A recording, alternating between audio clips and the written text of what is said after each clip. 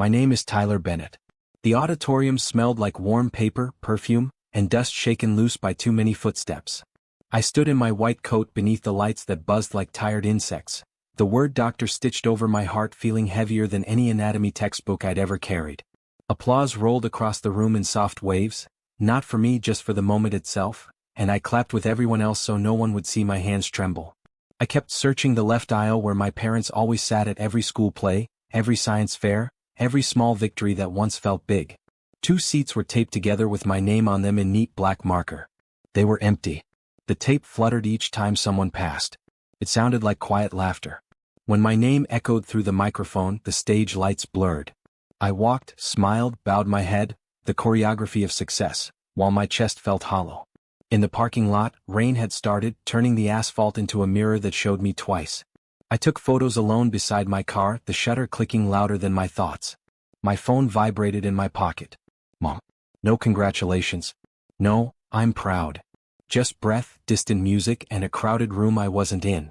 I pressed my forehead against the steering wheel, rain tapping the roof like impatient fingers, and realized that becoming a doctor had healed strangers, but left me bleeding in my own family. The next morning arrived too bright, like a truth I wasn't ready for. Sunlight cut clean lines across my kitchen counter, landing on my white coat draped over a chair, still carrying the smell of stage lights and applause that wasn't meant for me. I brewed coffee, but my hands moved mechanically, as if my body had learned a rhythm my heart refused to follow. My phone rang before I could sit down. Mom's name flashed, bold and urgent. I answered, expecting maybe an apology, maybe a pause, maybe even silence that finally felt honest.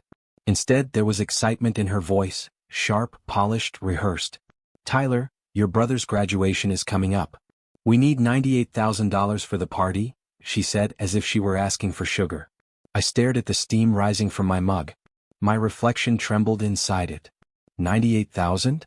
I repeated softly. Yes. Venue, catering, band, guests, it has to be perfect.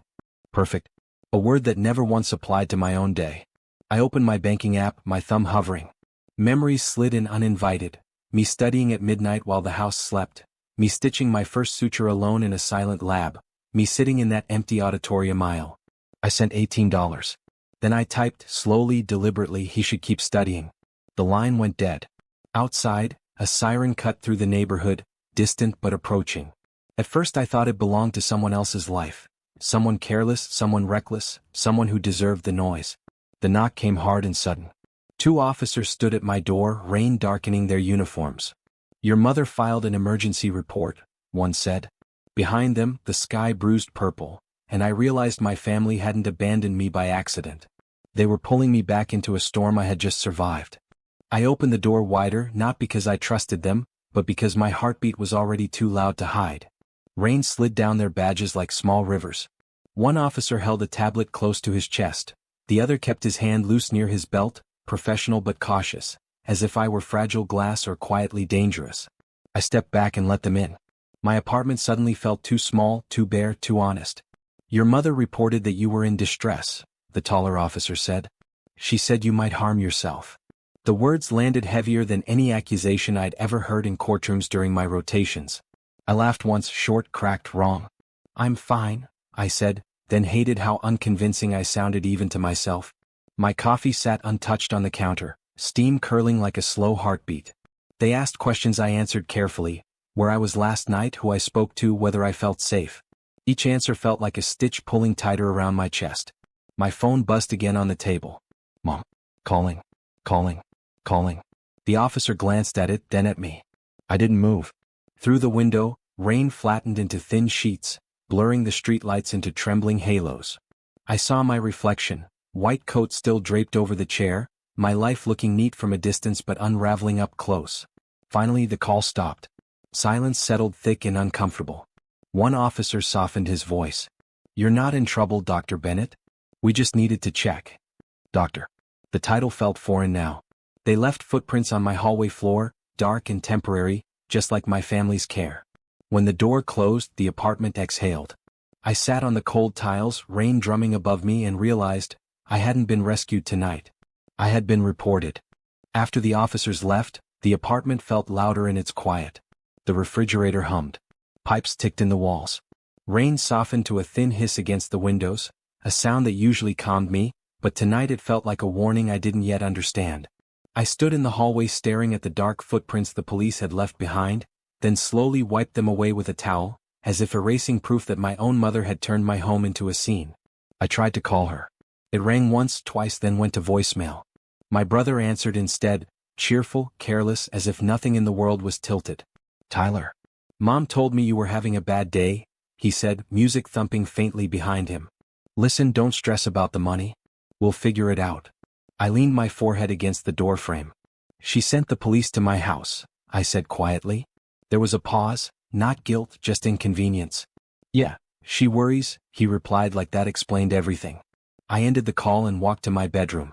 On my desk sat my medical license in its frame, clean and official, my name printed in perfect black letters. I touched the glass and felt nothing solid beneath it, only a life that looked respectable from the outside and hollow on the inside. My phone vibrated again. A message from an unknown number, Detective Morales. "Please call back." Outside, thunder rolled low across the city, distant but inevitable. I sat on the edge of my bed, white coat folded neatly at my side, and realized the rain wasn't passing. It was circling. And I had the sinking feeling that the worst of my family had not yet arrived. I called the number. The ring sounded different, slower, steadier, like it was measuring my pulse. When the detective answered, his voice carried the weight of someone used to holding people's worst truths without flinching. "Dr. Bennett," he said. "I'm calling because your mother filed more than an emergency report." I sat down before my knees could betray me. Rain streaked the window in trembling lines, as if the city itself was leaning closer to listen. "She submitted documents claiming you authorized a medical loan in your brother's name," he continued.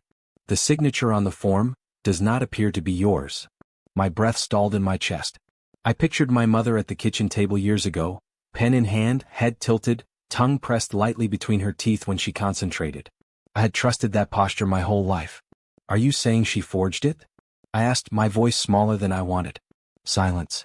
Then, "We're investigating." The word investigating echoed like glass breaking in slow motion. I looked at my framed license again. The gold seal gleamed, untouched by rain, untouched by betrayal, untouched by everything that now felt real. My phone buzzed. A photo from my brother, balloons, a glittering venue, tables wrapped in white satin. Beneath it one line, "Wish you were here." I felt something hard settle inside me, not anger, not sadness, but a cold clarity that felt irreversible. Outside, thunder split the sky, loud enough to rattle the windows. And in that moment I understood. My family hadn't just skipped my graduation. They had been signing my name into a life I never agreed to live. That night I didn't sleep. I watched the rain age.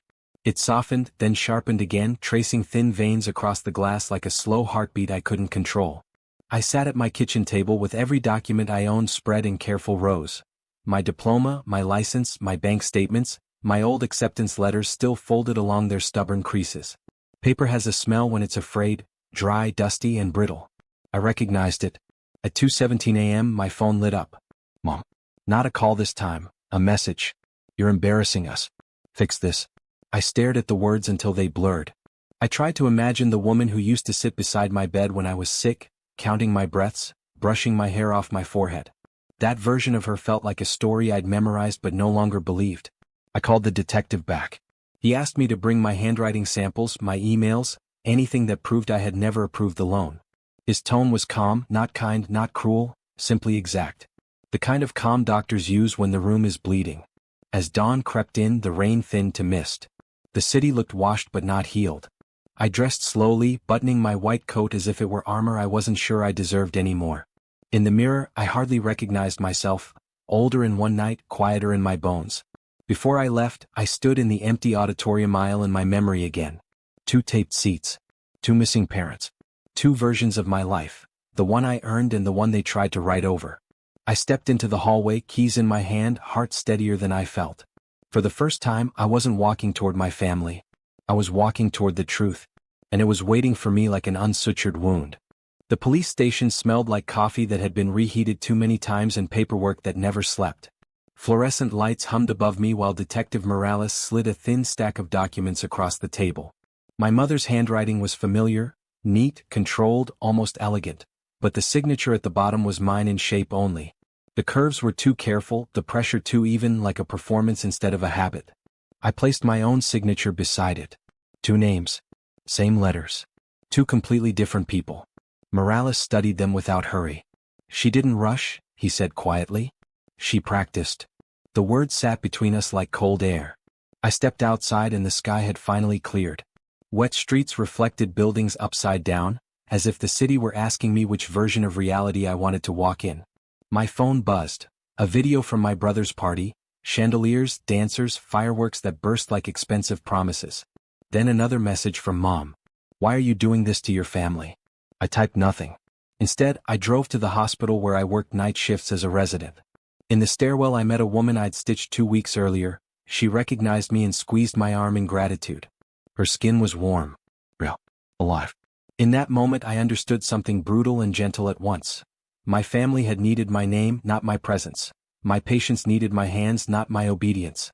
I stood at the top of the stairwell, city glittering below, and felt the weight of choice settle into my chest like a steady pulse. For the first time since graduation I didn't feel empty.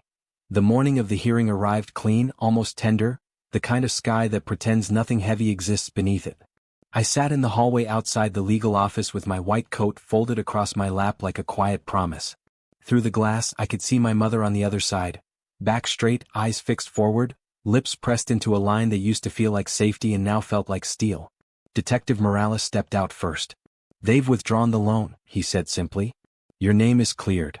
Relief didn't rush in the way I expected. It seeped instead, slow, warm, human. My mother finally looked at me. For a moment she wasn't a defendant, a strategist, or a story. She was just a woman who had crossed a line she could never fully step back from. Her eyes glistened, but she said nothing. I didn't hug her. I didn't accuse her. I didn't rescue her. I simply said, "I'm going back to the hospital."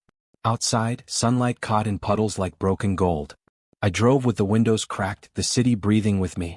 When I reached the ward, a child I'd treated earlier pressed a crayon drawing into my palm, a crooked figure in a white coat beneath a bright blue sun. At home that night, I placed it beside my framed medical license. 2 proofs of who I had become. One official, one honest. I sat alone at my kitchen table, rain beginning again in soft threads against the glass. My phone stayed silent. No calls, no demands, no emergencies dressed as love. I poured a small cup of coffee, watched the steam rise, and finally felt something I hadn't felt since graduation. Not pride. Not bitterness. Just quiet authorship over my own life. And the knowledge that some distances are not punishments. They are protections you earn. I felt deliberate. Like a man finally signing his own life.